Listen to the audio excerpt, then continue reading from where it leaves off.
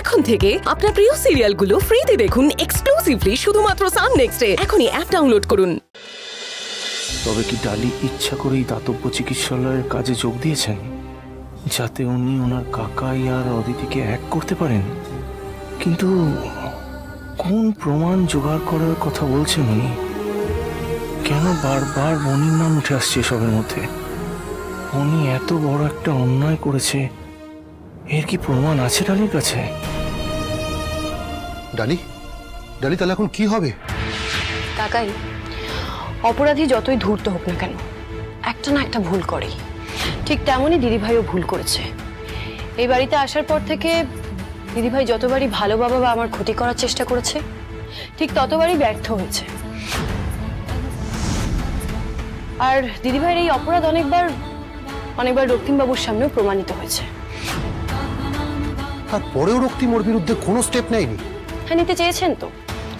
উনি বারবার স্টেপ নিতে চেয়েছেন, কিন্তু আমি ওনাকে আটকে দিয়েছি। কারণ আমি কোনোভাবেই চাইনি ওনার পরিবারটা ভেঙে যাক। কিন্তু এখন যখন আমি দেখতে পাচ্ছি যে দিদিভাই মামুনির এতগুলো ক্ষতি করার চেষ্টা করেছে, তখন আমি চাইলেও চুপ করে থাকতে পারবো না। তাই আমাকে যেভাবেই হোক দিদিভাইয়ের সত্যিগুলো রক্তিমবাবুর সামনে নিয়ে আসতেই হবে। আমরা সত্যের খুব কাছাকাছি পৌঁছে গেছি।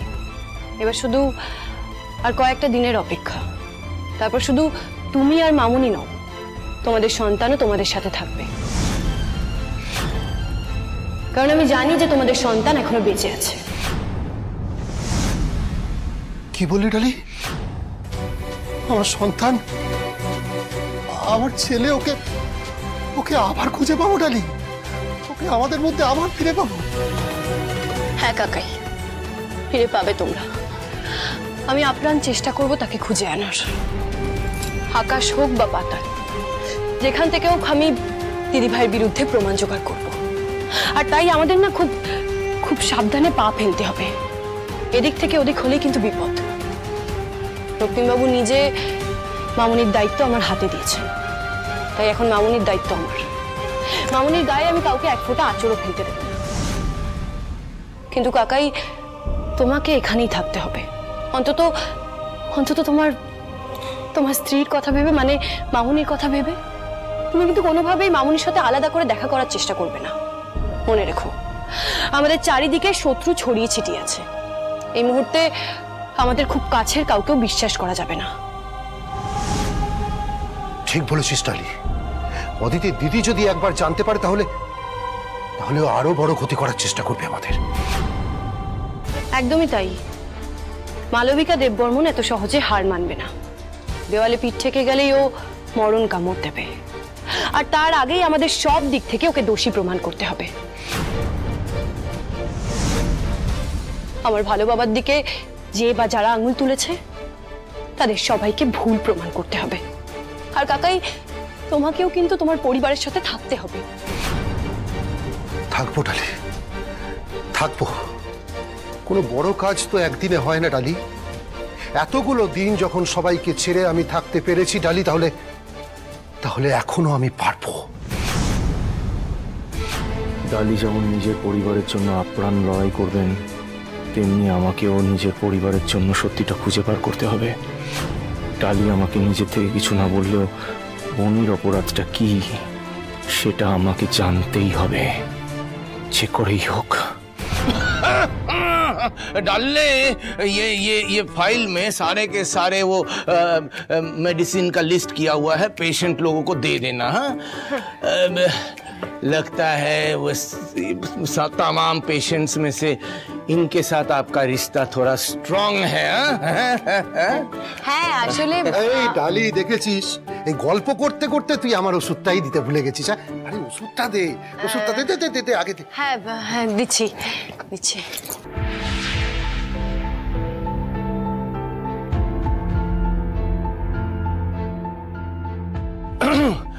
डल्ले, अपना थोड़ा काम आ गया है। हाँ, जरूरी काम आ गया, मुझे थोड़ा निकलना पड़ेगा। बल्ले बल्ले, मैं निकलता हूँ। मैं निकलता हूँ। बाय बाय बाय बाय डल्ले, बाद में मिलते हैं, बाद में मिलते हैं। আরে অদ্ভুত লোক তো, এভাবে হুট করে চলে গেলেন। আচ্ছা ডালি, ডালি তুই তো আমাকে বললি যে কাউকে বিশ্বাস না করতে, কাউকে কিছু না বলতে। তাহলে ওনাকে এই কথাগুলো এখন কেন বলতে যাচ্ছিলিস তুই? চিন্তা নেই কাকাই, উনি রক্তিমবাবুর বন্ধু। আমি না মানুষ চিনতে ভুল করি না। উনি মালবিকা দেববর্মনকে কিচ্ছু বলবেন না।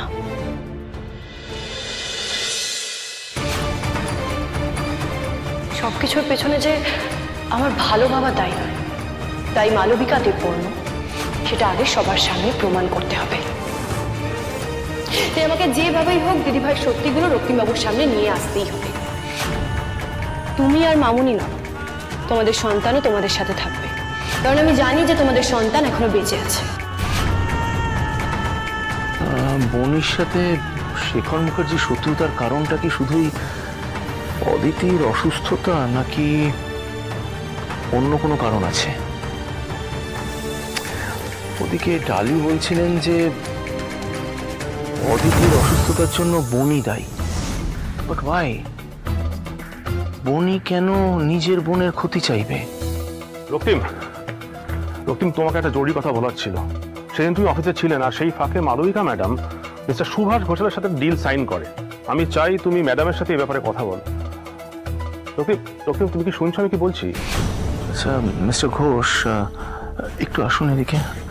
বলছিলাম যে এই O3 ফার্মাসিউটিক্যালস থেকে যে এমপ্লয়িরা আমাদের কোম্পানি জয়েন করেছিল, তাদের মধ্যে কাউকে কি আমার এই কেবিনে ডাকতে পারবেন? হ্যাঁ ঠিক আছে, আমি তাহলে সৌরভকে পাঠাচ্ছি। না না, সৌরভকে দিয়ে কাজটা হবে না, অন্য কেউ যদি থাকে। আচ্ছা, সঙ্গীত অফিসে এসছে আজকে, ওকে ডাকি? হ্যাঁ, she will be the right one, ডাকুন। ঠিক আছে। সবটা কেমন জোট পাকিয়ে যাচ্ছে।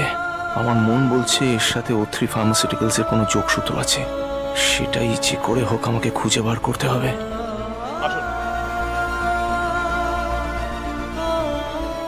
সঙ্গীতা, বলছিলাম যে O3 ফার্মাসিউটিক্যালস এর ডেটাবেস অ্যাক্সেস করার পাসওয়ার্ডটা তোমার কাছে আছে? হ্যাঁ স্যার, ডেটাবেসটা আমিই আপডেট করতাম। ইফ ইউ ডোন্ট মাইন্ড, এই ডেটাবেসটা একটু ওপেন করে দেবে আপনার ল্যাপটপে? আচ্ছা, আমি কি একবার শেখর স্যারকে... you can be rest assured, আমি শেখর বাবুর ভালোর জন্য এই কাজটা করছি। আরেকটা কথা, এই কথাটা এই ঘরের বাইরে যাবে না, কেউ জানতে পারবে না। সঙ্গীতা প্লিজ। ওকে।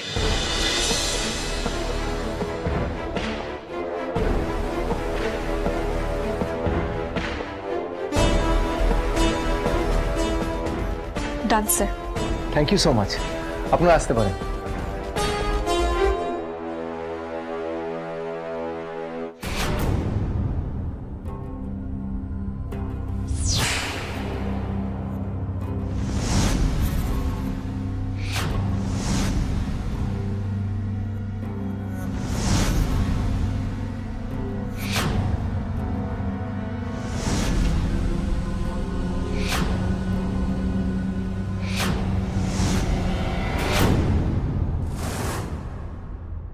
এখানে তো ম্যারিটাল স্ট্যাটাস আনম্যারিড দেখাচ্ছে, কিন্তু তখন তো ম্যারিড ছিল। ও তো কোনোদিন আমাকে বলেনি যে এত বড় মিথ্যা কথা বলে কোনো চাকরি জয়েন করেছে। আর কি কি জিনিস আমার থেকে লুকোচ্ছে বনি, যেমন করে হোক আমাকে জানতেই হবে, জানতেই হবে।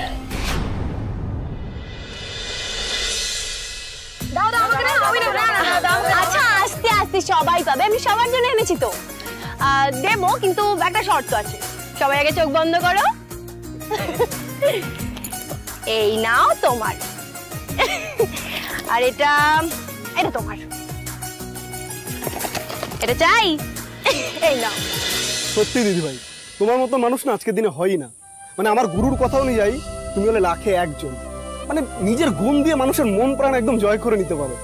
মানে পৃথিবীতে সবাই যদি তোমার আমার গুরুর মতন হতো না, তাহলে এই দুনিয়াটাই একদম বদলে যেত। আচ্ছা, তোমার গুরু মানে শাহরুখ খান, তার কিন্তু আমিও অনেক বড় ফ্যান। হ্যাঁ সত্যি? মানে তুমি আমার সব ছবি দেখেছো? হ্যাঁ দেখেছি তো, একটা দুটো হয়তো বাদ পড়ে গেছে।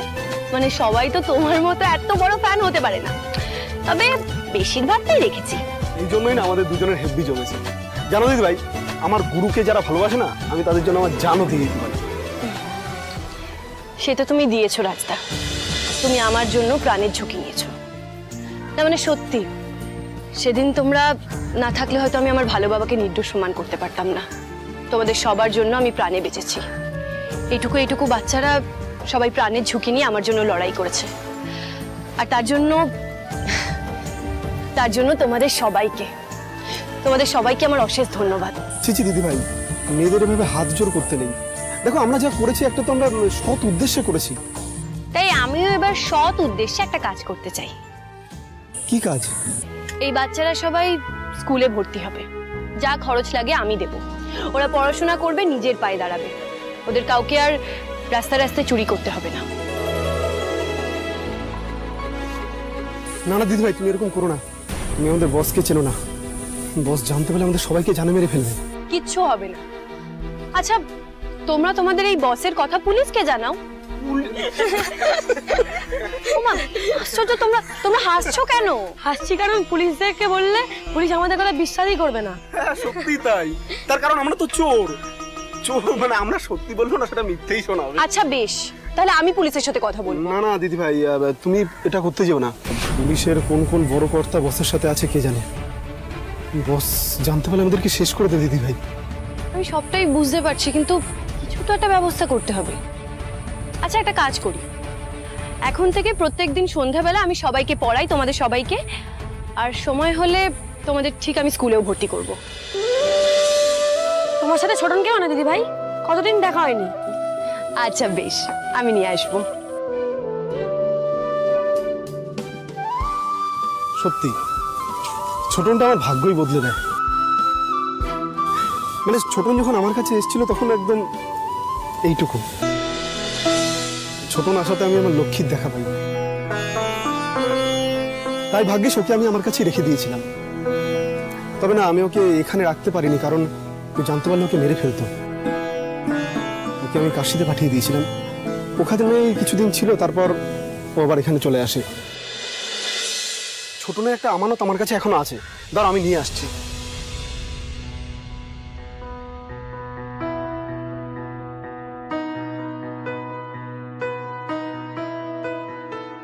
দিদি ভাই, এইগুলো ছোটনের, ওকে দিয়ে দিও তুমি। এই চুড়িটা আমার এত চেনা লাগছে কেন? মার 4টে চুড়ি ছিল, তার মধ্যে এখন একটাই আছে। আচ্ছা আচ্ছা রাজদা, এটা তো রক্তিম বাবুর মায়ের চুড়ি, এটা তোমার কাছে এলো কি করে?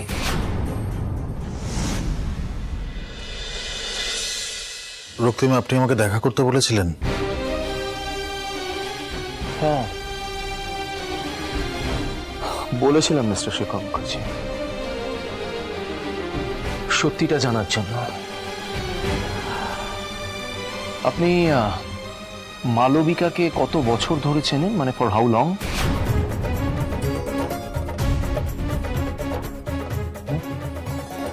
কত বছর ধরে আপনি মালবিকাকে চেনেন? ও কলেজে আমার জুনিয়র ছিল। ব্যাস? শুধু জুনিয়র ছিল? মিস্টার শেখর মুখার্জি প্লিজ, আজ আমার সত্যিটা জানা ভীষণভাবে প্রয়োজন। কিছু লুকোবেন না, আমাকে বলুন পুরোটা। এর বেশি সত্যি আমার কিছু জানা নেই তো। মিস্টার শেখর মুখার্জি, আপনি এখনো আমার থেকে লুকিয়ে যাচ্ছেন, কিন্তু আমি বুঝতে পারছি না ওয়াই, কিসের জন্য। যেই মানুষটা দিনের পর দিন আপনার ক্ষতি করতে চাইছে, সেই মানুষটাকে আপনি বারবার করে বাঁচাতে চাইছেন। ওয়াই? কেন কেন সত্যিটা বলছেন না? মিস্টার মুখার্জি, আমি জেনে গেছি যে অদিতির হাজবেন্ড আপনার ভাই। আমি এটাও জেনে গেছি যে O3 ফার্মাসিউটিক্যালস এর ex employee Malabika. Mister Shekhar Mukherjee, এই দুই পরিবারের ইতিহাসটা জানা আমার কাছে ভীষণভাবে প্রয়োজন। Do you understand that? Please কিছু লুকোবেন না, আমাকে বলুন, আমার জানা প্রয়োজন। Please mister Mukherjee.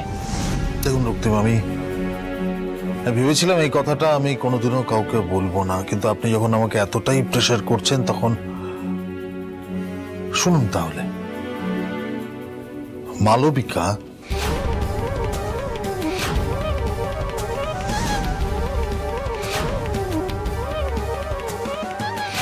যদি একবার হ্যাঁ বলো শেখার দা, আমি তোমার দ্বিতীয় স্ত্রী হয়ে তোমার সাথে সারাটা জীবন কাটিয়ে দিতে পারবো। আমি তোমাকে খুব ভালোবাসি। মালবিকা, আজকে আমার টেবিলে তোমার রেজিগনেশন লেটার আমি দেখতে চাই। শেখর দা, বিশ্বাস করুন এই কথাটা আমি আমি কোনোদিন কাউকে বলতে চাইনি। আমি ভাবিনি এটা বলতে হবে আমাকে। আজকে বাধ্য হয়ে আপনাকে বললাম, আপনি দয়া করে এটা অন্য কাউকে বলবেন না, এবং প্লিজ ডালিকেও না। ডালিকে বলবো না, এবং আপনার কাছে একটা অনুরোধ রইল যে এই বিষয়টা যাতে ডালি না জানে। ওকে, আমি আসি তাহলে। আসুন।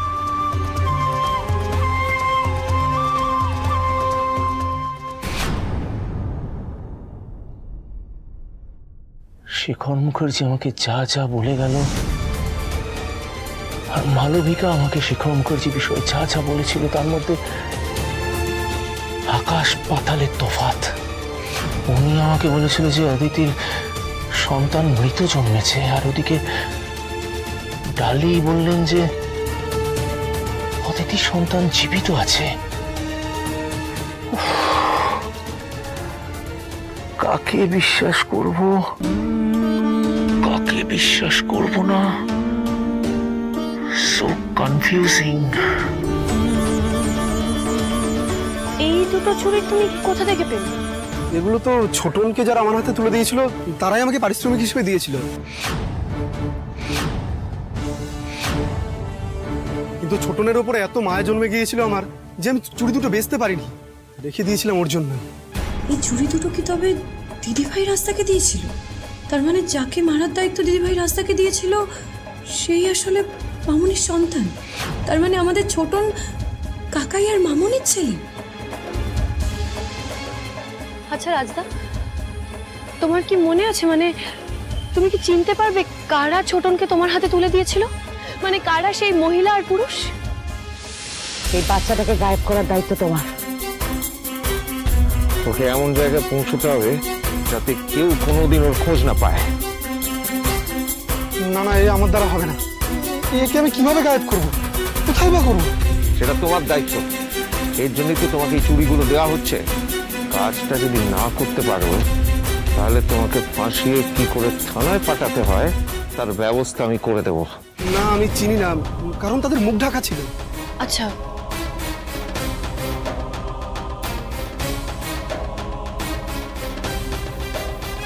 তাহলে এবার আমাকে জানতে হবে মামুনির কোন হসপিটালে ডেলিভারি হয়েছিল। ছোটন কি সত্যি কাকাই আর মামুনির সন্তান? এটা আমাকে খুঁজে বার করতেই হবে। এই নিয়ে চারবার আমি এই জামাখানা সেলাই করলাম। যতবারই সেলাই করব ঠিক দেখব, ব্যাস উনি সেলাইটাকে খুলে ফেলেছেন। ঠিক আছে, যেরকম ভাবে চলবে ততদিন চালা। আমায় কিন্তু এরকম করলে চলবে না। হ্যাঁ, একবার বেরোতে হবে। ছেলেটার আমার কয়েকটা জামা কাপড় আর খেলনা কিনতে হবে। কারোর কাছ থেকে তো যত্ন আত্মি কিচ্ছু পায়নি। ভগবান যখন ওকে আমার কাছে পাঠিয়ে দিয়েছে, ওর সব শখ স্বাদ আহ্লাদ পূরণ করব আমি। মামুনি, সোনা মেয়ে যে, এই তুই কখন এলি? এই তো এখনই এলাম। তুমি কি করছিলে? দেখ দেখ কি করছিলাম, জামা সেলাই করছি। আমার বাবু বন্ধুর সাথে খেলতে গিয়ে নিজের জামাখানা ছিঁড়ে ফেলেছে। এই শোনা মেয়ে, শোন না, তোকে না একটা কথা বলা হয়নি, বুঝলি? আমাকে না একবার বেরোতে হবে, বুঝতে পারলি? আমাকে কয়েকটা জিনিস কেনাকাটা করতে হবে। তুই যাবি রে আমার সাথে? কেন বলতো, আমার না খুব দরকার, বুঝলি তো? আমার বাবুর কয়েকটা জামা কাপড় কিনবো আর খেলনা কিনবো। নিজের ছেলেটাকে তো কাছে পেলাম না সোনা মেয়ে।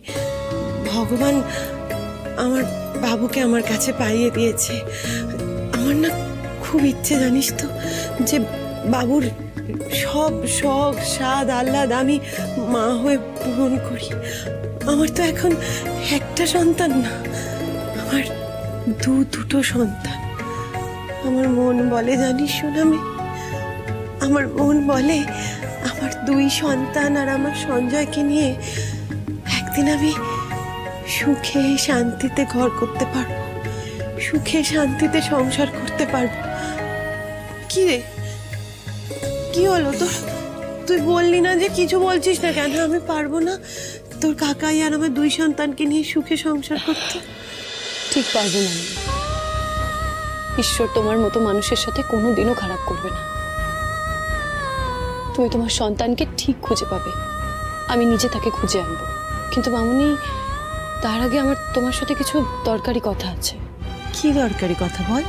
মামুনি, আমি এই কদিনে দিদিভাইয়ের ব্যাপারে যা যা জেনেছি সেগুলো যদি সত্যি হয়, এই সব কিছুর মধ্যে যদি সত্যি কোনো যোগসূত্র থাকে, তাহলে তোমায় তোমার সন্তানকে চিনে কাছে টেনে নিতে আর বেশি দিন অপেক্ষা করতে হবে না।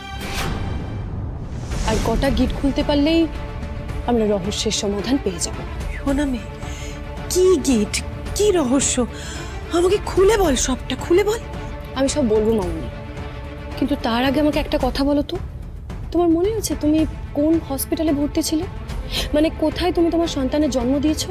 হ্যাঁ, সিটি হসপিটাল। এই কথা হঠাৎ জিজ্ঞেস করছিস কেন? কি হয়েছে বল। হয়নি মামুনি, তবে এবার সত্যিটা সবার সামনে আসবে। ছোটনের এই বাড়িতে আসাটা কাকতালীয় না, ওর ভাগ্যই ওকে এই বাড়িতে তোমার সন্তান হিসেবে নিয়ে এসেছে। আর এবার সেটা আমি প্রমাণ করতে পারব, কিন্তু তার জন্য আমাকে সিটি হসপিটালে গিয়ে সত্যিটা জানতে